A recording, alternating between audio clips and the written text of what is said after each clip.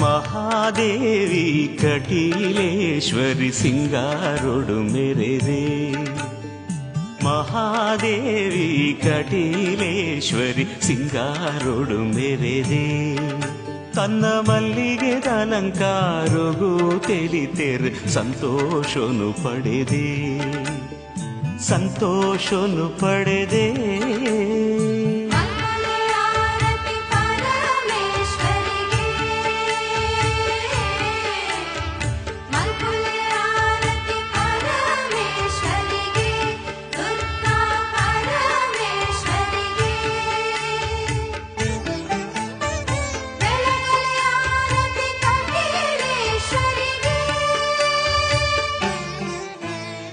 Mahadevi ಕಟೀಲೇಶ್ವರಿ ಸಿಂಗಾರೊಡು ಮೆರೆದೆ.